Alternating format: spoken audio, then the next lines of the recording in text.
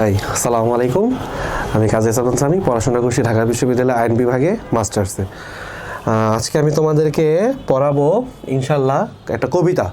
ঠিক আছে, সেই কবিতার নাম হচ্ছে কপোতাক্ষ নদ। সেই কবিতার নাম কি? কপোতাক্ষ নদ। ঠিক আছে, একটা কবিতা পড়াবো, সেই কবিতার নাম হচ্ছে কপোতাক্ষ নদ। লিখেছেন কে? মাইকেল মধুসূদন। বানানটা দেখো ভালো করে, মধুসূদন। ধয়ের নিচে রস্যুকার, দন্তাস্বয়ের নিচে দুর্গুকার। ঠিক আছে, মধুসূদন দত্ত। ঠিক আছে, ওকে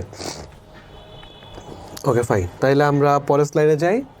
আচ্ছা ঠিক আছে, আমরা একটু কবি পরিচিতির দেখি। ঠিক আছে, একজনের কবিতা পড়বো তো ওনার ব্যাপারেও জানি একটু আটটু কী আর সমস্যা। ঠিক আছে, প্রথমে যে জিনিসটা জন্ম। ঠিক আছে, মাইকেল মধুসূদন দত্ত জন্ম কবে? 1824 সালের 25শে জানুয়ারি। কবে? 1824 সালের 25শে জানুয়ারি। তারিখটা তো ইম্পর্টেন্ট না, বাট যেই জিনিসটা ইম্পর্টেন্ট সেটা হচ্ছে যশোরের সাগরদাড়ি গ্রামে। ঠিক আছে, ওখানে জন্মগ্রহণ করেন। কিন্তু একটা সাল খুব ইম্পর্টেন্ট। সেই সালটা কি? সেই সালটা হচ্ছে 1843। কেন এই সালটা ইম্পর্টেন্ট? কারণ এই সালে মাইকেল মধুসূদন দত্ত খ্রিস্টধর্মে দীক্ষিত হন, অর্থাৎ উনি খ্রিস্টধর্ম গ্রহণ করেন। তখন তার নামের শুরুতে একটা শব্দ যোগে, সেই শব্দটার নাম কি? মাইকেল। তার মানে প্রথমে ওনার শব্দ নাম কি ছিল? মধুসূদন দত্ত। পরবর্তীতে 1843 সালে উনি কি হয়? খ্রিস্টান ধর্ম গ্রহণ করেন, আর দেন ওনার নামের সাথে যুক্ত হয় মাইকেল। তো ওনার পুরো নাম হয় কি? মাইকেল মধুসূদন দত্ত। মাইকেল ওই টাইপের আর কি। ঠিক আছে, আচ্ছা। কলকাতার হিন্দু কলেজে অধ্যয়নকালে ইংরেজি সাহিত্যের প্রতি তার তীব্র অনুরাগ জন্মে।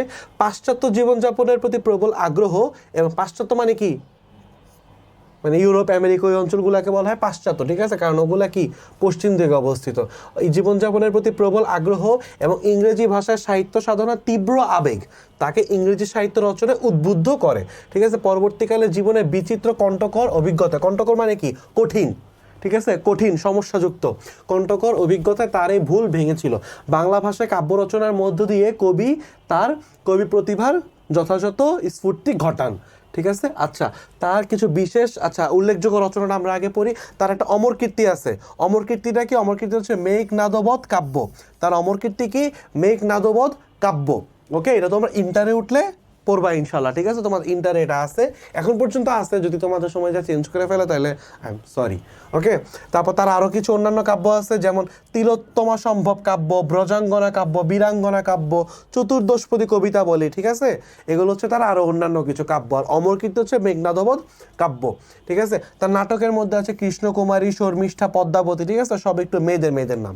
আর একটা আছে প্রহসন। প্রহসন দুটা কি কি একে কি বলে? সভ্যতা। আর হচ্ছে বুড় শালিকের ঘাড়ে রো। এগুলো হচ্ছে কি তার উল্লেখযোগ্য রচনা। ঠিক আছে, তিনি মৃত্যুবরণ করেন কত সালে? তিনি মৃত্যুবরণ করেন 1873 সালে 29শে জুন। নট ইম্পর্টেন্ট, এত ভালোভাবে পড়া লাগবে না। তার বিশেষ অবদান হচ্ছে তিনি বাংলা অক্ষে অমিত্রাক্ষর ছন্দ আর সনেট প্রবর্তন করেন। সনেট মানে কি? সনেট মানে হচ্ছে একটা 14 লাইনের কবিতা। ঠিক আছে, আমি তোমাদেরকে বুঝাই। 14 লাইনের কবিতা। ঠিক আছে, সেখানে প্রথমে থাকবে 8 লাইন, আরেকটা জায়গায় আর পরের স্তবকে থাকবে 6 লাইন। ঠিক আছে, এই 8 লাইন হচ্ছে তোমার ভাবের প্রবর্তনা, মানে এই 8 লাইন হচ্ছে ভাবের প্রবর্তনা বুঝাবে। আর এই 6 লাইনে তোমাকে তোমার ভাবের পরিণতি। ঠিক আছে, পরিণতি বোঝাবে। ঠিক আছে, এখন এগুলোর কিছু ছন্দ থাকতে পারে। ঠিক আছে, প্রথম স্তবক কত? 8 লাইনের, পরের স্তবক হচ্ছে 6 লাইনের। ঠিক আছে, ওকে। তো মোট কত হয়? মোট এই দুটা মিলায়া মোট হচ্ছে 14 লাইনের। ওকে, এই মোট হচ্ছে 14 লাইনের। আচ্ছা ঠিক আছে, এখন এগুলোর কিছু ছন্দ থাকতে পারে। ওকে, ছন্দ বিভিন্ন প্রকার হইতে পারে। যেমন একটা ছন্দ হইতে পারে তোমার ক খ খ ক ক খ খ ক। এটা গেল প্রথম 8 লাইন। ঠিক আছে, তারপর পরে 3 লাইন করে আরও 6 লাইন। এই যে প্রথম 8 লাইন 1 2 3 4 5 6 7 8, তারপর আরও 6 লাইন। যেমন এই যে ঘ উমচ ঘ উমচ, এটা তোমার কি একটা ছন্দ হইতে পারে। ঠিক আছে, কিন্তু এখন আমাদের এই কবিতায় কোন ছন্দটা ব্যবহার করা হয়েছে? এই কবিতায় বাবারা যেই ছন্দটা ব্যবহার করা হয়েছে সেটা হয়েছে যে ক খ ক খ, তারপরে চেঞ্জ হয় ক খ খ ক, তারপর লাস্টে হচ্ছে গ ঘ গ, আর একটা হচ্ছে ঘ গ ঘ। এই যে এটা তোমার এই ছন্দটা ব্যবহৃত হয়েছে কোথায়? আমাদের কোন ইয়াতে? কপোতাক্ষ নদ কবিতায়, ঠিক আছে? আচ্ছা ঠিক আছে, ওকে ফাইন, ঠিক আছে। তাহলে আমরা সনেট মানে কি বুঝলাম, ঠিক আছে। এই সনেটের প্রবর্তনকারীকে আমাদের মাইকেল মধুসূদন দত্ত, ঠিক আছে। সনেট হচ্ছে 2টা স্তবক থাকবে, প্রথম স্তবক 8 লাইনে, পরের স্তবক 6 লাইনে, 2টা মিলে 14 লাইন। প্রথম 8 লাইনের হচ্ছে কি প্রবর্তনা, ভাবের প্রবর্তনা বুঝাবে, আর পরের 6 লাইনে হচ্ছে ভাবের পরিণতি বুঝাবে। বিভিন্ন প্রকার হইতে পারে, যেমন এটা একটা এক্সাম্পল কীরকম ছন্দগুলো থাকবে। বাট আমাদের সনেটের ছন্দ অপতাক্ষ নদের যে ছন্দটা ব্যবহার করা হয়েছে সেটা হয়েছে এটা, ওকে ফাইন, ঠিক আছে। আমরা তাহলে পরের পেজে যাই। উচ্চ পরিচিতি কোত্থেকে নেওয়া হয়েছে? আমাদের এই কবিতাটা, মানে কোন কবিতাটা? কপোতাক্ষ নদ কবিতাটা কবির চতুর্দশপদী কবিতা বলে, এই যে আমরা এখানে পাইছি না, এই যে চতুর্দশপদী কবিতা বলি, এই চতুর্দশপদী কবিতা বলি কি হচ্ছে কবির একটা কাব্য। সেই চতুর্দশপদী কবিতা বলি থেকে কি নেওয়া হয়েছে? তোমার কপোতাক্ষ নদ কবিতাটা নেওয়া হয়েছে, ঠিক আছে। আচ্ছা তাহলে এখন আমরা আসো আলোচনা করি কপোতাক্ষ নদ কবিতাটা, সেটা line by line, word by word আমরা এখন আলোচনা করব, ঠিক আছে। কবি পরিচিতি ক্লিয়ার, উচ্চ পরিচিতি ক্লিয়ার, আশা করি ক্লিয়ার। সনেট মানে কি ক্লিয়ার, আশা করি ক্লিয়ার। এখন আমরা কবি পরিচিতি আলোচনা করব, তারপর কিছু অনুধাবনমূলক প্রশ্ন আর সৃজনশীল প্রশ্ন আলোচনা করব। যদি এরকম আরও অন্য কিছু যদি আসে তোমরা সাথে ভালো মতো আনসার করতে পারো ইনশাল্লাহ। আচ্ছা ঠিক আছে, তাহলে আমরা কবিতাটা এখন শুরু করি। ওকে, কবিতা হচ্ছে কপোতাক্ষ নদ, লেখক হচ্ছে কে? মাইকেল মধুসূদন দত্ত। প্রথম লাইন, সতত। সতত মানে কি? সতত মানে হচ্ছে সর্বদা, মানে সর্বক্ষণ, মানে সারাক্ষণ, ঠিক আছে। সর্বদা হে নদ, হে নদ, এখানে কি নদ? নদ বলতে কবি কি কপোতাক্ষ নদকে মিন করছে, ঠিক আছে। নদ মানে কি? তোমরা বলতে পারো ভাই নদ মানে কি? নদী না?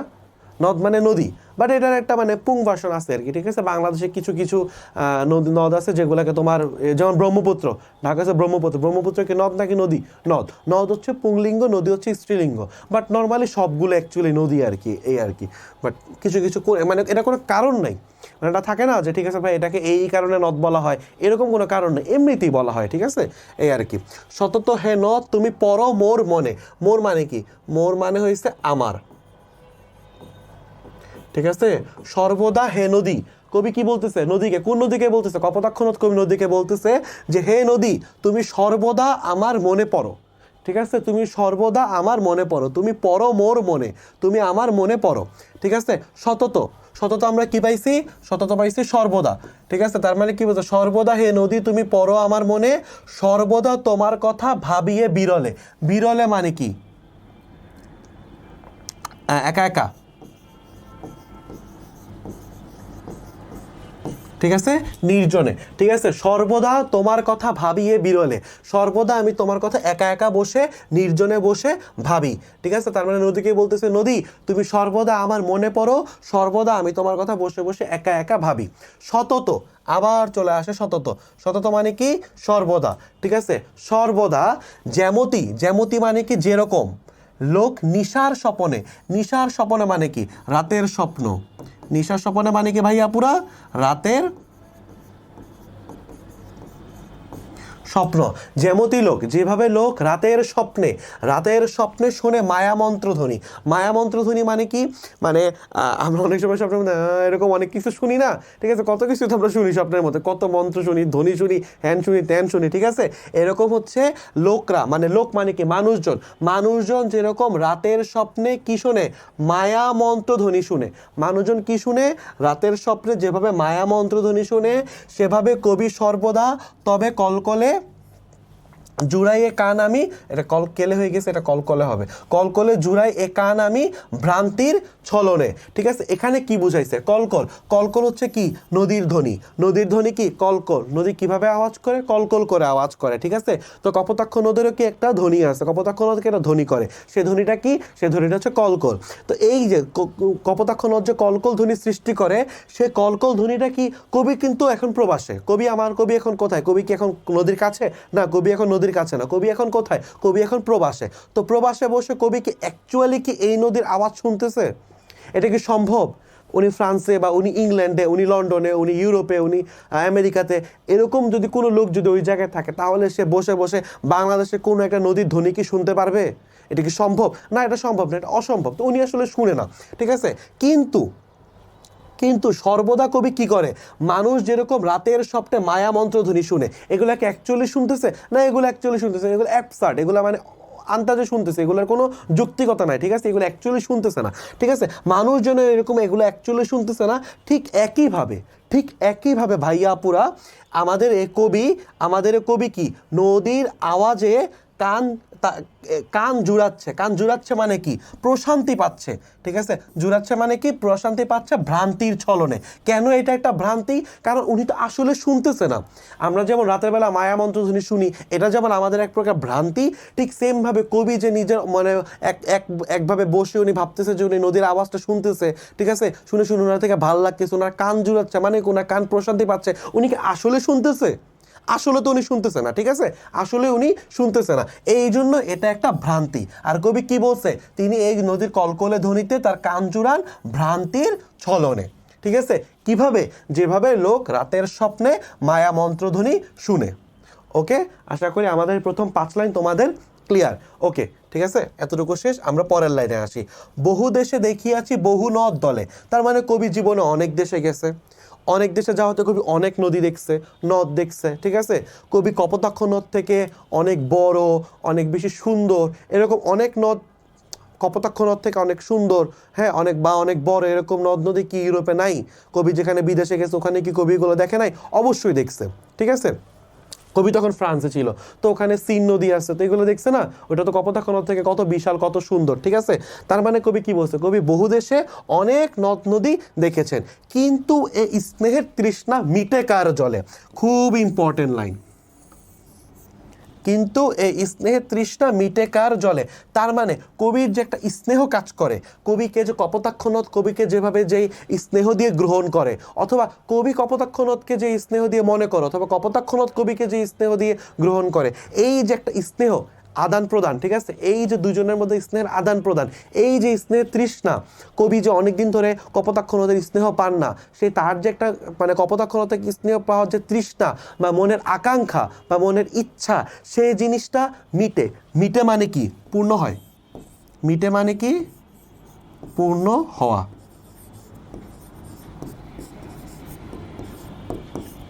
মিটা মানে কি, পূর্ণ হওয়া। কিন্তু এই স্নেহ, এই যে কবির মনে যে একটা স্নেহ, সেই স্নেহের তৃষ্ণা কার জলে, মানে কোন নদীর জলে, কোন নদীর পানিতে কবির যে এই যে একটা স্নেহের তৃষ্ণা, কপোতাক্ষ নদ থেকে কবি যে স্নেহটা পান, সেই স্নেহের যে একটা তৃষ্ণা, সেই তৃষ্ণা কবি জীবনে অনেক নদ নদী দেখছেন, অনেক দেশে গেছে, তাই কবি অনেক নদ নদী দেখছেন, কিন্তু এত নদ নদী দেখার পরও কোনো নদ নদী কি পারছে কবিকে তার যে তৃষ্ণা আছে সেই তৃষ্ণা মিটাইতে না পারে নাই, ঠিক আছে। ওকে, এই দুইটা লাইনের মানে হচ্ছে এটা।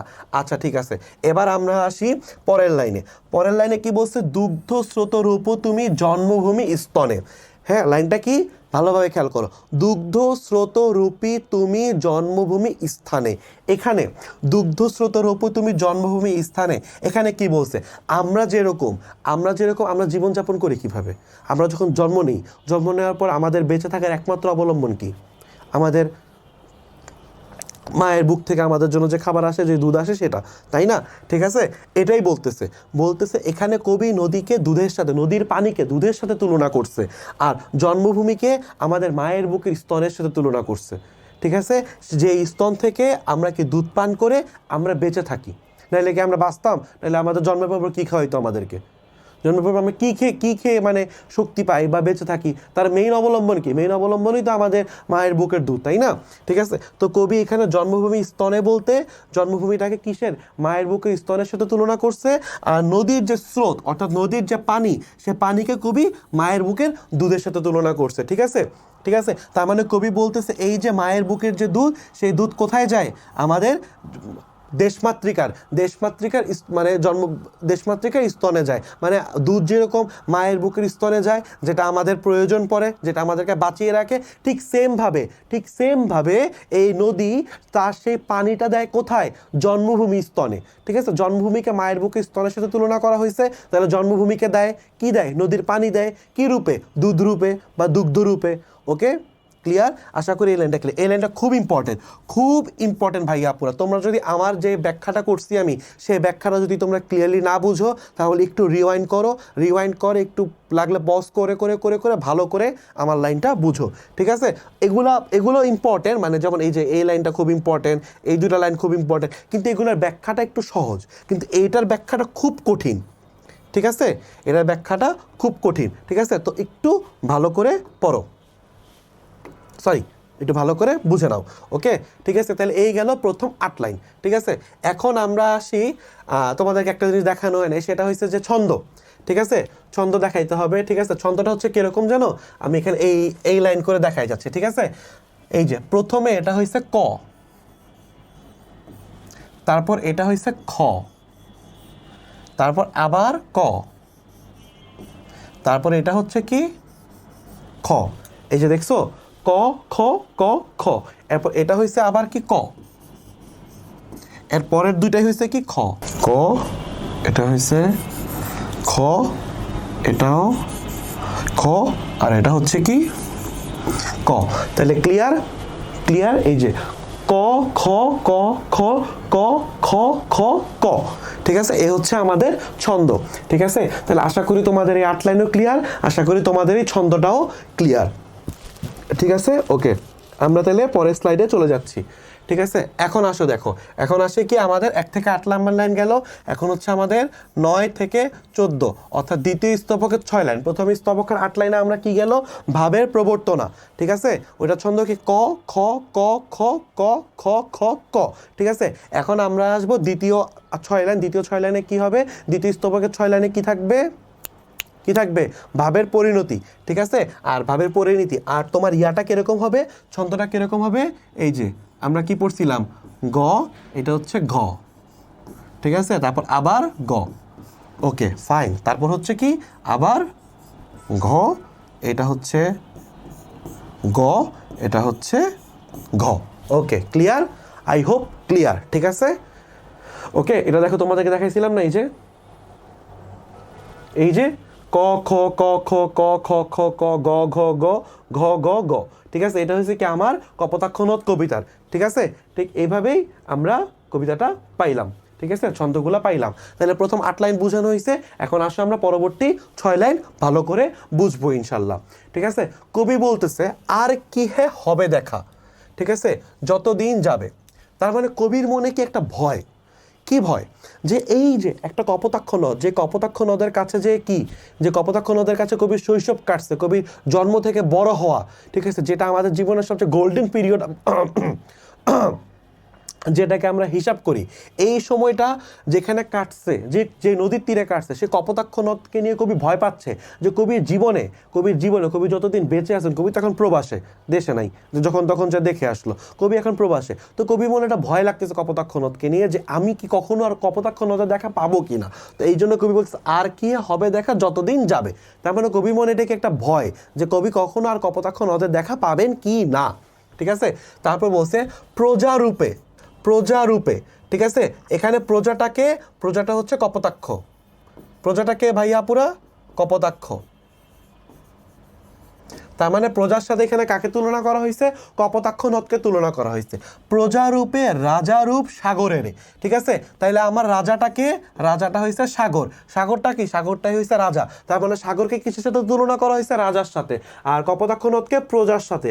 বলছে কি প্রজারূপে, কপোতাক্ষ নদ নিজে প্রজা হইয়া রাজারূপ সাগরকে, মানে রাজাটাকে সাগর, সে রাজা সাগরকে দিতে কি দিত? বাড়ি রূপ কর। কর মানে কি? কর মানে আমরা জানি না যে আগেরকার দিনে যখন যারা সাধারণ লোক ছিল, ওরা রাজা বাচ্চাকে খাজনা দেওয়া লাগতো। কেন এখনো আমাদের পিতামাতারা, তোমরা তো ইনকাম করো না, যারা বড়রা যারা ইনকাম করে, তোমাদের বাপ মারা হয়তো বা প্রতি বছর ইনকাম ট্যাক্স দেয় না, এটাই তো আয়কর। ইনকাম মানে আয়, ট্যাক্স মানে কর, ঠিক আছে? কর দেয় না, সেমভাবে রাজা বাচ্চাদেরকে কর দেওয়া লাগতো, ঠিক আছে? প্রজাদেরকেও কি রাজাদেরকে কর দেওয়া লাগতো। তো কবি কি বলতেছে? প্রজারূপে মানে কি? কপোতাক্ষ নদ প্রজারূপে, সাগর যে হচ্ছে রাজারূপ, সে রাজারূপ সাগরকে কি দিত? বাড়ি রূপ কর। এখন এবার আসে বাড়িটা মানে কি? বাড়ি মানে হচ্ছে ভাইয়াপুরা পানি অথবা জল। বাড়িটা কি ভাইয়াপুরা? পানি অথবা জল, ঠিক আছে। তার মানে কবি কি বলতেছে যে কপোতাক্ষ নদ প্রজারূপে, সাগর যেটা রাজারূপ, তাকে কি দিত? বাড়ি রূপ কর। কর দিত কি হিসাবে? কি রূপ করে? বাড়ি রূপ, মানে পানি বা জলটাকে কর হিসাবে দিত, ঠিক আছে। ওকে, এতটুকু ক্লিয়ার? আশা করি তোমরা এতটুকু ক্লিয়ার ইনশাল্লাহ। আসো, এ মিনতি, কবির একটা মিনতি। মিনতি মানে কি ভাইয়া আপুরা? মিনতি মানে অনুরোধ। মিনতি মানে কি? অনুরোধ, ঠিক আছে। কবির একটা অনুরোধ আছে। কবির সে অনুরোধটা কি? গাবে বঙ্গজ জনের কানে। কি? গাবে বঙ্গজ জনের কানে। বঙ্গজ জন মানে কি? বঙ্গজ জন মানে হচ্ছে বাংলার মানুষ। বাংলার মানুষের কানে গাবে। কি গাবে? সখা, বন্ধু। সখারিতে নাম তার, ঠিক আছে। কবি তার বন্ধু, সখে মানে কি? সখে মানে হচ্ছে বন্ধু। সখে মানে কি? বন্ধু, ঠিক আছে। কবি তার বন্ধুর কাছে কি করতেছে? একটা মিনতি মানে অনুরোধ করতেছে যে সে বঙ্গজ জনে মানে বাংলার মানুষের কানে সখারিতে নাম তার, ঠিক আছে। তার মানে কি? এই যে কপোতাক্ষ নদের নাম, সে কপোতাক্ষ নদের নাম কিভাবে নিবে? বন্ধুত্বপূর্ণভাবে। সখারিতে মানে কি? বন্ধুত্বপূর্ণভাবে বা ভালোভাবে বা আদরের সহিত কি নিবে? তার নামটা নিবে, মানে কপোতাক্ষ নদের নামটা বঙ্গজ জনের কানে নিবে। এইটা কবি কি করতেছে? মিনতি বা অনুরোধ করতেছে কার কাছে? কবির বন্ধুর কাছে। ওকে ভাইয়া পুরো তোমরা তাহলে এতটুকু ক্লিয়ার? আশা করি ইনশাল্লাহ ক্লিয়ার। আচ্ছা ঠিক আছে, তোমরা যদি কোনো কিছু আমার লাইনটা যদি না বুঝো, ঠিক আছে, আমি খুব ভেঙে ভেঙে ব্যাখ্যা করার চেষ্টা করতেছি, ঠিক আছে। তো তোমরা যদি কোনো কারণে না বুঝো তাহলে একটু রিওয়াইন্ড করবা, একটু ব্যাকে যাবা, ব্যাকে যে লাইনটা আবার শুনবা, প্রতিটা ব্যাখ্যা মানে বোঝার চেষ্টা করবা যে ভাই এই ওয়ার্ডটার বাংলা কি বলছে, এই ওয়ার্ডটার বাংলা কি বলছে, দেন সবগুলো বাংলা ভাঙা ভাঙা ওয়ার্ডকে একসাথে মিলাই কি মিন করছে, এভাবে করে পড়ার চেষ্টা করবা। তাহলে তোমরা কবিতাটার অর্থটা মানেটা বেশি ভালো করে ধরতে পারবা ইনশাল্লাহ। ওকে ওকে, ঠিক আছে ঠিক আছে। তাহলে আমরা কি দেখলাম? এই যে বাড়ির রূপ কর দিত, ঠিক আছে, এই যে এতটুকু গেল, ঠিক আছে। আরেকটা কথা, এই যে কর দিত বাড়ি রূপে, ঠিক আছে, ওকে তো বাড়ি রূপেই দেওয়া লাগবে, ওকে তো পানি দেওয়া লাগবে। তুমি বলো কপোতাক্ষ নদের কাছে কি ধন আছে? কপোতাক্ষ নদের কাছে কি সম্পদ আছে? কপোতাক্ষ নদের কাছে কি টাকা পয়সা আছে যে কর হিসেবে অন্য কিছু দিবে? নাই। ওর কাছে কি আছে? ওর কাছে আছে পানি। তো যদি কর দেওয়া লাগে তাহলে কি দিবে? পানি তো দিবে, তাই না? যার কাছে যেটা আছে তার কাছে সেটা দিবে। যার কাছে ধন নাই, যার কাছে সম্পদ নাই, যার কাছে টাকা পয়সা নাই, সে তো কি দিবে? যা আছে তাই দিবে। তো পানি আছে এই জন্য কি করে? পানিই দেয়। ওকে ওকে ফাইন, ঠিক আছে। ওকে আসো, আশা করি এতটুকু পর্যন্ত তোমরা ভালো মতো বুঝতে পারছো ইনশাল্লাহ। ওকে ঠিক আছে। এরপর বসে এ প্রবাসে মজি প্রেমভাবে লইছে যে নাম তব বঙ্গের সঙ্গীতে, ঠিক আছে। আমাদের লাস্ট পার্ট এখানে কবি কি বলতেছে? যে কবি এখন কোথায় বসে আছে? প্রবাসে বসে আছে, ঠিক আছে। প্রবাসে বসে কান্নাকাটি করতেছে, ঠিক আছে, আমার নদী আমার নদী আমার নদী, এরকম, ঠিক আছে। আচ্ছা, তো কবি যে প্রবাসে বসে আছেন, সেই প্রবাসে বসে কবি মজি প্রেমভাবে, কবি মজতেছেন। আমরা বলি না, হ্যাঁ, ও ভালোই তো মজায় মজা রইছো, ঠিক আছে। তো এই ভালোই তো মজায় মজা রয়েছে মানে কি? তার মানে সে মজার মধ্যেই আছে, ওখান থেকে সে বের হওয়ার কোনো নামটাম নিচ্ছে না, ঠিক আছে। তো কবি প্রবাসে মজি প্রেমভাবে, তার মানে কি? কবি প্রেমভাবে মজতেছেন কার উপর? কপোতাক্ষ নদের উপর, ঠিক আছে। লইছে যে নাম তব, এই কারণেই কবি লইছে মানে কি? নিচ্ছেন। লইছে মানে নিচ্ছে, লইছে মানে কি? নিচ্ছে। এই কারণে কবি নিচ্ছে নাম। কার নাম? কপোতাক্ষ নদীর নাম। কার নাম? কপোতাক্ষ নদীর নাম। তব বঙ্গের সঙ্গীতে, কোথায়? বাংলার সঙ্গীতে। কোথায় ভাইয়াপুরা? বাংলার সঙ্গীতে, ঠিক আছে। এ প্রবাসে কবি প্রেমভাবে মজতেছেন কার উপর? কপোতাক্ষ নদের উপর। তাই সেই কারণে কবি কি করতেছে? বঙ্গের সঙ্গীতে মানে বাংলার সঙ্গীতের নাম নিচ্ছে। কার নাম নিচ্ছে? কপোতাক্ষ নদের নাম নিচ্ছে। ক্লিয়ার? আশা করি ভাইয়া পুরা ক্লিয়ার। তাইলে আমরা পুরা কবিতাটা আল্লাহর রহমতে বিশ্লেষণ করলাম। তোমরা আশা করি বুঝতে পারছো, চেষ্টা করছি ভালোভাবে বোঝানো, তো আশা করি বুঝছো ইনশাল্লাহ, ঠিক আছে। আর ঠিক আছে, তাহলে এখন আমরা কি দেখতে পাই? এই কবিতার মধ্যে কোন কোন দিকগুলো ফুটে উঠছে? এই কবিতার মধ্যে কয়েকটা বিষয় ফুটে উঠছে না? ফুটে উঠছে, আমরা ওগুলো একটু আলোচনা করি, ঠিক আছে, 1 মিনিটের মধ্যে। আমরা দেখতে পাই কবি সর্বদা এই নদীর কথা ভাবে, ঠিক আছে। কবি 1 নম্বরে সর্বদাই নদীর কথা ভাবে। তারপর মায়ামন্ত্র ধ্বনির মতো এই নদীর কলকলে ধ্বনি শুনে কবি নিজের প্রাণ জুড়াচ্ছে, তাই না? মানে হালকা মাথা পাগলামি এটাকে বলে আর কি। ওকে আচ্ছা থাক, সমস্যা নেই। মানুষ তার প্রথম ভালোবাসার জন্য অনেক পাগলামি করতে পারে, ঠিক আছে। এটা হচ্ছে এরকম একটা পাগলামি। ওকে, আচ্ছা ঠিক আছে। তারপর হচ্ছে কবি জীবনে অনেক নদ নদী দেখছেন, কিন্তু তার যে স্নেহের তৃষ্ণা আছে সেই তৃষ্ণা অন্য কোনোখানে মিটতেছে না, ঠিক আছে। তারপর কবির মতে কি দুগ্ধস্রোতরূপী নদী হচ্ছে নিজের নিজের নদীকে তুলনা করছে দুধের সাথে, আর জন্মভূমিক স্তন তুলনা করছে মায়ের স্তনের সাথে, ঠিক আছে। তো দুধ যেভাবে মায়ের স্তনে আসে সেভাবে কবি কি বলছে, এই নদীও জন্মভূমিকে দুধ দিচ্ছে, মানে কি পানি রূপে দুধ দিচ্ছে। ওকে, ঠিক আছে। তারপর আমি দেখতে পাই যে কবি ভয় পাচ্ছে যে আর কখনো কবির সাথে দেখা হবে কিনা, ঠিক আছে। এরপর কবি বলতেছে যে কপোতাক্ষ নদের প্রজা, তো সে একটা রাজারূপ সাগরকে কি দিত, বাড়িরূপ, মানে কি পানি হিসেবে কি দিত, কর দিত। কর দিত কি, পানি, পানি কর দিত, ঠিক আছে। তো কবি বলতেছে, কবি তার বন্ধুর কাছে কি অনুরোধ করতেছে, হ্যাঁ কি অনুরোধ করতেছে, যে যাতে করে তার বন্ধু কি বঙ্গজ জনের কানে, মানে কি বাংলার মানুষের কানে এই কবি এই নদীর নাম কি আদরভাবে নেয়, ভালোভাবে নেয়, ঠিক আছে, এভাবে যাতে নেয়, ঠিক আছে। তারপর কবি লাস্টে বলতেছে যে কবি প্রবাসে বসে বসে তো এই কবিতার প্রেমে, এই কবিতা বলি সরি, এই নদের প্রেমে মজতেছে, এই জন্যই কবি কি করতেছে, বঙ্গের সঙ্গীতে, মানে কি বাংলার সঙ্গীতে এই কবিতার নাম নিচ্ছে। ওকে, ঠিক আছে। আমি আশা করি তোমরা এই কবিতাটা খুব ভালো মতো বুঝছো ইনশাল্লাহ। এটা অনেক কঠিন একটা কবিতা, আর লাইনগুলো খুবই ইম্পর্টেন্ট, তো ভেঙে ভেঙে বোঝাও খুব জরুরি। আশা করি তোমাদেরকে আমি বুঝাইতে পারছি, আর যদি না পারছি ইনশাল্লাহ, তোমরা বুঝছো ইনশাল্লাহ, কোনো জ্যোতিরতি নেই, ঠিক আছে, তোমরা কি বুঝছো ইনশাল্লাহ। ওকে, ঠিক আছে। এখন আমরা আসি কি কিছু অনুধাবনমূলক প্রশ্ন, ঠিক আছে। সবগুলো তো আর আমি ক্লাসে আলোচনা করতে পারবো না, আমি কিছু ক্লাসে আলোচনা করে দিব, তাতে করে কি হবে, তুমি মানে বাকিগুলা নিজে আনসার করতে পারবা ইনশাল্লাহ, ঠিক আছে। বা কিভাবে আনসার করতে হবে ওগুলো আমি একটু আলোচনা করে দিচ্ছি, ঠিক আছে। প্রথম জিনিসটা যেটা প্রশ্নটা আসে সেটা হচ্ছে জুড়াইয়ে কা নামে ভ্রান্তির ছলনে ব্যাখ্যা করো, ঠিক আছে। জুড়াইয়ে কা নামে ভ্রান্তির ছলনা মানে কি, তো কবি বলছে যে মানুষজন যেভাবে স্বপ্নের মধ্যে মায়া মন্ত্রধ্বনি শুনে, ঠিক আছে, সেভাবে এগুলো কি অ্যাকচুয়াল না, স্বপ্নের মধ্যে শুনতেছে, রাতের স্বপ্নে শুনতেছে। ঠিক সেমভাবে কবি যখন এক মনে যখন নদীর কথা ভাবে, তখন কবির মনে কি ওই কলকলে ধ্বনিটা আওয়াজ করে, ওই কলকলে ধ্বনির আওয়াজ কি কবির মাথার মধ্যে হয়। এই কারণেই কবির কি মনে হয় যে জুড়াইয়ে কান আমি ভ্রান্তির ছলনে, ঠিক আছে। তো কিন্তু কবি বুঝতে পারে যে এটা তো ভ্রান্তি, কবি তো আসলে শুনতেছে না, কিন্তু একটা ভ্রান্তি ধরে নিচ্ছে, হ্যাঁ আমি শুনতেছি ও নদীর কলকল ধ্বনি, আসলে কি শুনতেছে, আসলে তো কিছুই শুনতেছে না, ঠিক আছে। তো এভাবে করে কবি কান জুড়াচ্ছে, মানে কি কানকে প্রশান্তি দিচ্ছে, ঠিক আছে। এটাই হচ্ছে এটার ব্যাখ্যা। কবি কপোতাক্ষ নদকে দুগ্ধস্রোতরূপে বলেছেন কেন, এই যে কবি প্রকাশ করেছেন যেভাবে আমরা মায়ের স্তনে দুধ পান করি, সেভাবে নদী আমাদের জন্মভূমি বাংলাদেশকে দুধের ন্যায় পানি প্রদান করে। ওকে, এটা আমি তোমাদেরকে অনেক ভালোভাবে ব্যাখ্যা করছি, তো তোমরা এটা সুন্দর মতো লিখে দিবা। তোমরা আবার এরকম এক লাইন লিখে দিয়ে আসিও না আবার যে ভাইয়া তো উত্তরে এক লাইন লিখে দিছে, আমিও এখন এক লাইন লিখে দিব না। এটা কিন্তু অনুধাবনমূলক কয় নাম্বারের জন্য, 2 নাম্বারের জন্য। তো আনসার করতে হবে কয় মার্কের মতো করে, 2 মার্কের মতো করে, ঠিক আছে। ওকে, ঠিক আছে। তারপর 3 নাম্বারটা তোমরা একটু বড় করে ব্যাখ্যা করবে, আর কি আরও কিছু জিনিস নিয়ে আসবা, ঠিক আছে। 3 নাম্বারটা আর কি হবে দেখা, কবি এরূপ সংশয় প্রকাশ করেছেন কেন, এটাও আমরা আলোচনা করছি। কবি এরূপ সংশয় প্রকাশ করেছেন কেন, কারণ কবি এখন আছেন প্রবাসে, আর নদীরা কোথায়, বাংলাদেশে। তো কবি তো দেশে নাই, যে যখন মনে তখন যে নদীর কাছে চলে যাবে, কবি এখন প্রবাসে, তাই কবি প্রবাস থেকে দেশে ফিরতে পারবেন কিনা, ততদিন কবি বেঁচে থাকবেন কিনা, এই কারণেই কবির মনে ভয়, কবির মনে কি সংশয় বা ভয়, কি ভয়, যে আমি আমার কপোতাক্ষ নদ, আমার ভালোবাসা, আমার আদর কপোতাক্ষ নদের আর দেখা পাবো কি না। কিন্তু এই স্নেহের তৃষ্ণা মিটে কার জলে, বলতে কবি কি বুঝিয়েছেন।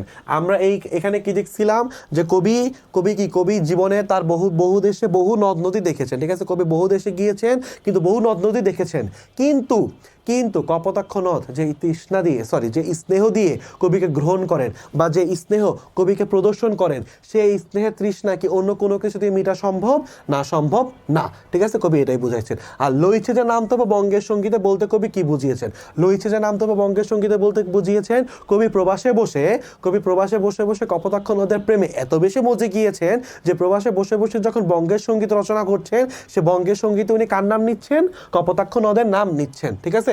লইছে মানে কি নিচ্ছেন, ঠিক আছে। ওকে, ফাইন। এগুলো হচ্ছে অনুধাবনমূলক প্রশ্ন আমরা কিছু আলোচনা করলাম, আশা করি তোমরা বাকিগুলো আলোচনা করতে পারবে ইনশাল্লাহ। অনুধাবনমূলক প্রশ্ন কবিতাতে না বেশিরভাগ এমন আসে যে কবিতার লাইনটা ব্যাখ্যা করতে বলে, তো কবিতার প্রত্যেকটা লাইন তুমি যদি পারো, তুমি যদি ব্যাখ্যা জানো, তাহলে অনুধাবনমূলক তুমি এমনি আনসার করতে পারবে ইনশাল্লাহ। ওকে, আন্ডারস্ট্যান্ড, আই হোপ আন্ডারস্ট্যান্ড। আচ্ছা, ঠিক আছে। তো এখন আমরা ওগুলো অনুধাবনমূলক আলোচনা করলাম, আমরা এখন কিছু সৃজনশীল প্রশ্ন আলোচনা করি, ঠিক আছে। আরেকটা বিষয়, এমসিকিউ ভালোভাবে পারার জন্য তোমাকে কয়েকটা কাজ করতে হবে। প্রথম কাজটা হচ্ছে এই যে কবি পরিচিতি, কবি পরিচিতির মধ্যে যেগুলো আমি তোমাকে ইম্পর্টেন্ট বলে দিচ্ছি এগুলো মনে রাখতে হবে, ঠিক আছে? যেমন এই যে রচনাগুলা, উল্লেখযোগ্য রচনাগুলা, তারপর হচ্ছে তোমার এই যে 1843 সালটা, ঠিক আছে? তারপর হচ্ছে যে যশোরের সাগরদাড়ি, তারপর অমিত্রাক্ষরছন্দ সনেটের প্রবর্তন, এগুলা, ঠিক আছে? তারপর এই যে এগুলো সবগুলা উল্লেখযোগ্য রচনা, সবগুলা এগুলো ভালো করে মনে রাখতে হবে, ঠিক আছে? তারপর তোমাকে মনে রাখতে হবে এই যে এটা কোত্থেকে নেওয়া হয়েছে, ঠিক আছে? কোত্থেকে নেওয়া হয়েছে? চতুর্দশপদী কবিতাবলী থেকে। ওকে, ফাইন। তারপর আসে এই কবিতা, ঠিক আছে? এই কবিতার প্রত্যেকটা লাইন ওয়ার্ড বাই ওয়ার্ড তুমি যদি পারো, ঠিক আছে, ঠিক আছে, তো তুমি সব কিছু পারবা, ঠিক আছে? ওকে, তুমি যদি এগুলো word by word, line by line পারা বুঝে থাকো, ভালোভাবে ক্লিয়ার হয়ে থাকো, তাহলে এখান থেকে এমসিকিউ আসলে তুমি খুব সহজেই কি আনসার করতে পারবা ইনশাল্লাহ, ঠিক আছে? মেইন হচ্ছে তোমার ভালোভাবে বোঝাটা। একটা কবিতা তোমার যদি ভালোভাবে মাথায় থাকে, সেই কবিতার ব্যাখ্যাটা মাথায় থাকে, লাইন বাই লাইন তোমার মাথায় থাকে, ওয়ার্ড বাই ওয়ার্ড তোমার মাথায় থাকে, তাহলে সে কবিতা থেকে এমসিকিউ আসলে তুমি কেন পারবা না? আমাকে বলো, কেন পারবা না? তোমাকে পারতে হবে, তোমাকে পারতে হবে, পারতে হবে, পারতে হবে। ওকে, ইনশাল্লাহ।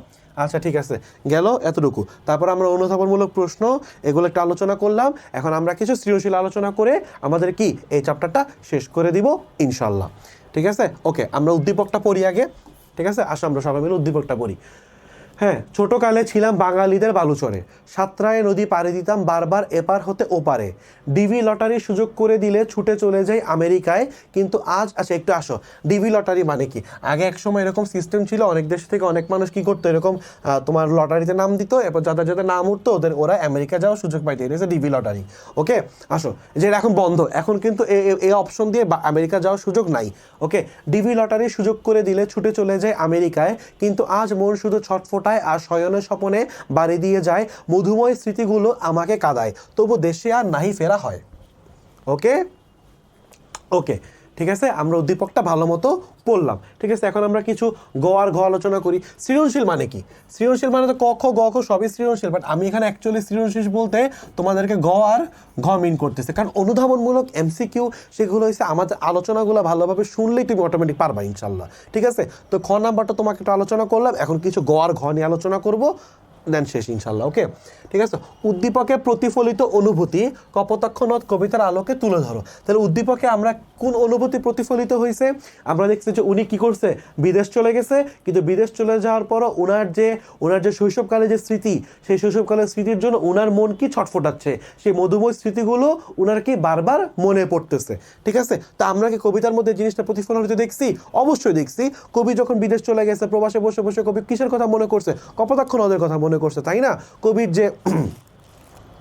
যে শৈশবকালের স্মৃতি, ওই শৈশবকালের স্মৃতির কথা মনে পড়ছে, তাই না? তাহলে প্রতিফলিত হয়েছে কি হয় নাই? হয়েছে, ঠিক আছে? কোন জিনিসটা প্রতিফলিত হয়েছে? হ্যাঁ, অনুভূতি আলোচনা করতে পারবা ইনশাল্লাহ, এটা আশা করি পারবা, ঠিক আছে? আর ঘ নাম্বারটা কি বলছে? উদ্দীপকে প্রতিফলিত অনুভূতির অন্তরালে যে ভাবটি প্রকাশ পেয়েছে তাই কপোতাক্ষ নদ কবিতার মূল ভাব, ঠিক আছে? ঠিক নাকি না বলো? এখন এখানে বিষয়টা আসে মূল ভাব আর সমগ্র ভাব, ঠিক আছে? কবিতার মধ্যে এই দুইটা কোয়েশ্চেন তোমার খুবই ঝামেলা হবে। গদ্য থেকে আলোচনা করা যায়, কারণ তুমি একটা গদ্য যদি ভালো করে পড়ো, ঠিক আছে, ওখান থেকে তুমি সৃজনশীল এমসিকিউ খুব ভালোভাবে আলোচনা করতে পারবা, ঠিক আছে? এমসিকিউ বলি, সরি আমি বলছি, মানে সৃজনশীল অনুধাবনমূলক, মানে সৃজনশীল মানে কি, গ ঘ অনুধাবনমূলক, এগুলো তুমি খুব ভালো মতো আনসার করতে পারবা ইনশাল্লাহ, ঠিক আছে? কিন্তু কবিতা না খুব সমস্যা করে, কারণ গল্প হচ্ছে একটা এত বড় গল্প, ঠিক আছে? 4 পেজ 5 পেজ 7 পেজের গল্প, ঠিক আছে? এই গল্পটা ভালো করে পড়লে, এই গল্প থেকে মোটামুটি আলোচনা করলেই দেখা গেছে তুমি ইজিলি 2 পেজ 2.5 পেজের আনসার লিখে দিয়ে আসতে পারবা। গয়ের জন্য 1.5 পেজ, গয়ের জন্য 2 পেজ, ইজিলি তুমি আনসার করে দিয়ে আসতে পারবা, ঠিক আছে? ইনশাল্লাহ। কিন্তু তোমার সমস্যাটা কোথায় হয়? সমস্যাটা হয় যায় তোমার কবিতাতে, কারণ কবিতা হচ্ছে ছোট্ট একটা কবিতা, এগুলো হচ্ছে নিজেরাই হচ্ছে 10 লাইন 15 লাইন 20 লাইনের, এখন ওখান থেকে আনসার করা লাগে 3 পেজ, 1.5 পেজের গ, 2 পেজের ঘ, এটা এক বিশাল সমস্যা, ঠিক আছে? ঠিক আছে, তাহলে এখন আসো, তাহলে এখন আমরা দুইটা কথা নিয়ে আলোচনা করব। একটা হচ্ছে মূল ভাব, দাঁড়াও একটা প্লাস দিয়ে একটা নতুন একটা স্লাইড আনি, ঠিক আছে? একটা হচ্ছে কি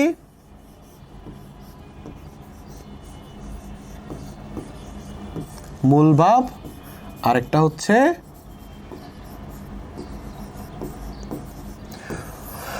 সমগ্র ভাব, ঠিক আছে।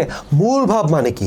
মূল ভাব মানে হচ্ছে এই কবিতাটার মধ্যে যে একটা কোর বিষয়, প্রত্যেকটা কবিতার যেটা কোর বিষয় অর্থাৎ মূল বিষয়, একদম প্রধান বিষয়, সেটাই হচ্ছে তোমার মূল ভাব। আর সমগ্র ভাব মানে কি? সমগ্র ভাব মানে হচ্ছে এই কবিতার মধ্যে এ টু জেড যে যে জিনিসগুলো প্রকাশিত হয়েছে সব কিছু। যেমন আমরা যদি এই কবিতার ব্যাপারে আলোচনা করি, তাহলে এই কবিতার মূল ভাব কোনটা? এই কবিতার মূল ভাব কোনটা ভাইয়া পুরো? এই কবিতার মূল ভাব হচ্ছে কি? তোমার শৈশবের স্মৃতিকথা, ঠিক আছে, বা স্মৃতিকথা, স্মৃতিকাতরতার আবরণে গভীর দেশপ্রেম প্রকাশ পাওয়া, ঠিক আছে, এটা হচ্ছে কি মূল ভাব, ঠিক আছে। কিন্তু সমগ্র ভাব কি এটা? এটা তো সমগ্র, মমগ্র না, সরি, সমগ্র, সমগ্র ভাব। কিন্তু সমগ্র ভাব কি এটা? না, সমগ্র ভাব এটা না। সমগ্র ভাবের মধ্যে অনেক কিছু থাকতে পারে। সমগ্র ভাবের মধ্যে থাকতে পারে তোমার কবির মনে যে ভয় ছিল, ঠিক আছে, কবি যে ভ্রান্তি ছিল, কবি যে ভ্রান্তির ছলনে যে কান জুড়াইছে, কবির মনে যে ভয় ছিল যে কবি আর কখন এটা দেখা পাবে কি না, ঠিক আছে, এই জিনিসগুলো, এই যে আরো কত কিছু জিনিস আছে তো, ঠিক আছে। তারপর কবি অনেক নদ নদী দেখেছে, কিন্তু তারপরও কবি স্নেহের তৃষ্ণা মিটে না, ঠিক আছে। তারপর হচ্ছে যে তোমার ভাইয়া পরে কবি কবি তার নিজের বন্ধুর কাছে অনুরোধ করতেছেন যাতে কবি এই কপোতাক্ষ নদের নাম সবখানে সুন্দরভাবে নেয়, ঠিক আছে। এই যে এত কিছু, এত কিছু, এই সবগুলোই হচ্ছে কি ভাইয়া পুরো আমাদের মূল ভাব, সরি, সমগ্র ভাব, ঠিক আছে। তো তোমাকে যদি বলো সমগ্র ভাব আলোচনা করতে, সমগ্র ভাব প্রকাশিত হয়েছে কি হয় নাই, তখন তুমি সবগুলো জিনিস আনবা। কিন্তু তোমাকে যদি বলে শুধুমাত্র মূল ভাব আলোচিত হয়েছে কি হয় নাই, তাহলে সেক্ষেত্রে তুমি কি করবা? শুধুমাত্র তোমার যে কবিতার মূল ভাব, ঠিক আছে, যেমন এই কবিতার মূল ভাব বা মেইন বিষয় বা প্রধান বিষয়টা কি, কি সেটা হচ্ছে কি তোমার স্মৃতিকাতরতার আবরণে গভীর দেশপ্রেম প্রকাশ পাওয়া, এটাকে প্রকাশিত হয়েছে কি হয় নাই এটার উপরে ডিপেন্ড করে, ঠিক আছে। ওকে, ওকে, ফাইন, ঠিক আছে। আশা করি তোমরা মূলভাব বা সমগ্রভাবের বিষয়টা বুঝতে পারছো। আবার যদি বলে সাদৃশ্য বৈসাদৃশ্য, তখন তুমি সমগ্রভাবে আলোচনা করবা, কারণ সাদৃশ্য মানে কোন কোন জিনিসে সাদৃশ্য আছে, আর বৈসাদৃশ্য মানে কোন কোন জিনিসে বৈসাদৃশ্য আছে, মানে সাদৃশ্য নাই, এই সবগুলো আলোচনা করবা। শুধুমাত্র যখন তোমার প্রশ্ন মূলভাব উল্লেখিত থাকবে, ঠিক আছে, তখনই তুমি কি মূলভাবের কথা আলোচনা করবা। তো আমাদেরকে এই উদ্দীপকের মধ্যে কি কবিতার মূলভাব প্রকাশিত হয়েছে? হ্যাঁ, অবশ্যই হয়েছে, কারণ উদ্দীপকের মধ্যে আমরা দেখতে পাই কি স্মৃতিকাতরতার আবরণে গভীর দেশপ্রেম প্রকাশিত পাচ্ছে, গভীর দেশপ্রেম প্রকাশিত হচ্ছে, ঠিক আছে। কবিতা তো আমরা সেম জিনিস দেখতে পাচ্ছি, কবি স্মৃতিকাতর হচ্ছে, সেই স্মৃতিকাতরতার আবরণে কবির যে গভীর দেশপ্রেম, সেই গভীর দেশপ্রেম প্রকাশিত হচ্ছে। ওকে, ফাইন, ঠিক আছে। আশা করি সৃজনশীলটা বুঝতে পারছো। এখন আমরা পরের সৃজনশীলে যাই। পরের সৃজনশীল এক নাম্বার বিষয়টা কি বলছে? রোমেল, রোমেল হচ্ছে একটা ছেলের নাম, সে এসএসসি পাস করছে, পাস করে গ্রাম থেকে শহরে চলে গেছে, ঢাকায় ব্যবসা করে, সারাদিনের কর্মব্যস্ততা শেষ করে যখন সে রাতে ঘুমাতে যায়, তখন শৈশবের নানা রকম স্মৃতি তার মনে পড়ে। মানে মানে ঘুমাইতে গেলেই, মানে ঘুমাইতে গেলে তাদের কাজ কাম করে ঘুমাবে না, না না ঘুমাই এগুলো মনে করবে, ঠিক আছে। আচ্ছা আসো, ও মনে করো ওর ব্যাপার আমাদের কি। তখন শৈশবে নানা রকম, মানে মনে পড়া খারাপ কিছু না, কিন্তু না মনে করা ভালোই, তোমরা আবার বানাই দিবা যে ভাইয়া বলতেছে যে স্মৃতিকাতর হওয়া যাবে না, না হও, তোমরা বেশি বেশি করে হও, ঠিক আছে, কোনো সমস্যা নেই। তখন শৈশবের নানা রকম স্মৃতি তার মনে পড়ে, ঠিক আছে, গ্রামের মাঠ ঘাট নদী প্রকৃতি যেন তাকে বারবার ডেকে যায়। তারপর 2 নম্বরের আরেকটা পাইছি আমরা, 2 নম্বরে কি দেখি? আবার আসিব ফিরে ধানসিঁড়ির তীরে, এই বাংলায় হয়তো মানুষ নয়, হয়তো বা শঙ্খচিল শালিকের বেশে, হয়তো কারের ভোরের কাক হয়ে, এই কার্তিকের নবানের দেশে কুয়াশা, এগুলো কিন্তু এক একটা লাইন। আবার আসিব ফিরে ধানসিঁড়ির তীরে, এই বাংলায় হয়তো মানুষ নয়, হয়তো বা শঙ্খচিল শালিকের বেশে, ঠিক আছে, হয়তো ভোরের কাক হয়ে, এই কার্তিকের নবানের দেশে কুয়াশার বুকে ভেসে, একদিন আসিব আমি কাঁঠাল ছায়, ঠিক আছে, এমন 8টা লাইন। ওকে, ঠিক আছে। তো এই লাইনগুলো, ঠিক আছে, এইটা হচ্ছে কি তোমার কার, এই কবিতাটা কার লেখা? এই কবিতাটা হচ্ছে জীবনানন্দ দাশের লেখা, ঠিক আছে। এই কবিতা উনি প্রকাশ করছে কি প্রকাশ করছে? তার স্মৃতিকাতরতা বা দেশপ্রেম প্রকাশ, স্মৃতিকাতরতা সরি দেশপ্রেম প্রকাশ করছে, ঠিক আছে। এখন দেখো গ নাম্বারে কি বলছে? উদ্দীপক 1-এ কপোতাক্ষ নদ কবিতার কোন দিকটি প্রতিফলিত হয়েছে? কোন দিকটি? স্মৃতিকাতরতার দিকটি, ঠিক আছে। শৈশবের বিভিন্ন জিনিস নিয়ে যে স্মৃতিকাতরতা, সেই জিনিসটি প্রকাশিত হয়েছে। আমরা এখানে দেখতে পাই কি রোমেল তার শৈশবের শৈশবের নানা রকম স্মৃতি মনে পড়ে কি সে কাতর হয়ে যায়, ঠিক আছে। তো সেম আমরা কবিতায়ও কি দেখতে পাই? কবি তার শৈশবের যে স্মৃতি কপোতাক্ষ নদ, সেই কপোতাক্ষ নদ, যে কপোতাক্ষ নদের আশেপাশে কবি বেড়ে উঠেছে, বড় হয়েছে, কবি জন্ম থেকে বড় হওয়া ওখানে হয়েছে, সেইটার কথা মনে করে কি তার মন বারবার কেঁদে যায়, ঠিক আছে। ওকে, ক্লিয়ার। তারপর আসো উদ্দীপক 2-এ কপোতাক্ষ নদ কবিতার মূলভাব প্রকাশিত হয়েছে কি না? আমি এটা বলবো পুরোপুরি আলোচিত হয় নাই, পুরোপুরি মূলভাব পুরোপুরি আলোচিত হয় নাই, ঠিক আছে, বা তোমরা হইছেও বলতে পারো। বাংলার মধ্যে এটাই একটা মজা, ঠিক আছে? তুমি যদি হইছে বইলেও যদি তুমি আলোচনা করে বুঝে দিতে পারো কিভাবে কিভাবে হয়েছে, তুমি নাম্বার পাবা। তুমি যদি হয় নাই বইলেও আলোচনা করতে পারো ঠিক মতো যে কিভাবে কিভাবে হয় নাই, তুমি স্টিল নাম্বার পাবা। কিন্তু বিষয়টা হচ্ছে তোমার আলোচনাটা কি হইতে হবে, ভ্যালিড হইতে হবে, সলিড হইতে হবে। তুমি লিখে দিলা হয়েছে, তো এবার বলে তোমার ইচ্ছা মতো মন মতো আলোচনা করে গেলা, তাইলে হইলো না। তুমি যদি বলো হয় নাই, লিখে মন মতো আলোচনা করলা, তাহলে তুমি নাম্বার পাবা না। কিন্তু তুমি হয়েছে বলো বা হয় নাই বলো, যেটাই বলো, তুমি যদি ঠিক মতো আলোচনা করতে পারো, তোমার আলোচনা যদি যৌক্তিক হয়, সঠিক হয়, নির্ভুল হয়, তাহলে তোমাকে নাম্বার দিতে সেই শিক্ষক বাধ্য, এবং উনি খুশি মনে তোমাকে নাম্বার দিবে। আন্ডারস্ট্যান্ড? ওকে, ঠিক আছে। এখানে কি বলছে, আবার আসিব ফিরে ধানসিঁড়িটির তীরে, এই বাংলায় হয়তো মানুষ নয়, হয়তো বা সংকলচি চালিকের বেশে, হয়তো ভোরের কাক হয়ে কার্তিকের নবান্নের দেশে, কুয়াশার বুকে ভেসে একদিন আসিব এ কাঁঠাল ছায়ায়। তাইলে কি, তাহলে আমরা যখন এই সৃজনশীলটা পড়ি, এই উদ্দীপকটা পড়ি, তখন আমরা কি দেখতে পাই যে এটা কবিতাটা, এটা মূল ভাবটা প্রকাশিত হয়েছে কি হয় নাই? হয়েছে। ঠিক আছে, আমি একটু বলছিলাম হয় নাই, না অ্যাকচুয়ালি হয়েছে। কীভাবে হয়েছে? কারণ এই যে কবির ওখানে যেমন একটা স্মৃতিকাতরতা ছিল, ঠিক আছে, এখানেও কিন্তু একটা স্মৃতিকাতরতা প্রকাশ পাচ্ছে। কারণ কবি ধানসিঁড়ির তীরের কথা বলতেছেন, ঠিক আছে, শঙ্খচিল মানে তারপর হচ্ছে যে কি, তারপর বলছে কার্তিকের নবান্নের দেশের কথা বলতেছেন, কুয়াশার বুকে বেশে, ঠিক আছে, কাঁঠাল ছায়ার কথা বলতেছেন, ঠিক আছে। তার মানে কিছু জিনিসের উল্লেখ এখানেও আছে। পাশাপাশি কবি এখানে ফেরত আসার কথা বলতেছেন, তার মানে কি, এখানে কবি দেশপ্রেম প্রকাশ পাচ্ছে। ঠিক আছে, তাহলে স্মৃতিকাতরতাও আছে, দেশপ্রেমও আছে। উদ্দীপক কবিতা তো এটাই ছিল, স্মৃতিকাতরতার গভীর দেশপ্রেম, এই দুইটাই মূল ভাব। তাহলে কি আমাদের প্রশ্নটা কি, মূল ভাব প্রকাশিত হয়েছে কি হয় নাই? হ্যাঁ হয়েছে। ঠিক আছে, ওকে, এখন এটা নিয়ে আলোচনা করতে হবে। এখন আমরা আসো লাস্ট একটা সৃজনশীল দেখি চ্যাপ্টারটা শেষ করার আগে ইনশাল্লাহ। গ্রামের দুরন্ত বালক ফটিক শিক্ষালাভের উদ্দেশ্যে মামার সাথে শহরে আসে। মামির অনাদর অবহেলা এ স্বাধীনচেতা বালকের জীবনটা যেন প্রভুহীন কুকুরের মতো কিসের মতো? প্রভুহীন কুকুরের মতো হয়ে গেল। দেয়ালের মধ্যে আটকা পড়ে কেবলই তার গ্রামের কথা মনে পড়তো। প্রকাণ্ড, প্রকাণ্ড মানে কি, বিশাল একটা ঢাউস ঘুরি নিয়ে বৌ বৌ শব্দে উড়িয়ে বেড়াবার সে মাঠ, ঝাঁপ দিয়ে সাঁতার কাটা সে নদী তার চিত্তকে আকর্ষণ করত। ঠিক আছে, এখানে এই যে দেখো দেয়ালের মধ্যে আটকা পড়ছে, তার মানে এটাকে তুমি প্রবাসের সাথে তুলনা করতে পারো, করে গ্রামের কথা মনে পড়তো, তো শৈশবের স্মৃতিচারণের কথা তুমি তুলতে পারো। ঠিক আছে, সে মামির অনাদর অবহেলায় ছিল। আসো এবার আমরা দুটো প্রশ্ন পড়ি। উদ্দীপকের সাথে কপোতাক্ষ নদ কবিতার কোন দিকটি সাদৃশ্যপূর্ণ? আমরা একটু আগে সাদৃশ্য বৈসাদৃশ্য কথা বলছিলাম না, চলে আসছে আমাদের সাদৃশ্যের কথা। ঠিক আছে, কোন কোন দিকটি সাদৃশ্যপূর্ণ? কোন কোন দিকটি?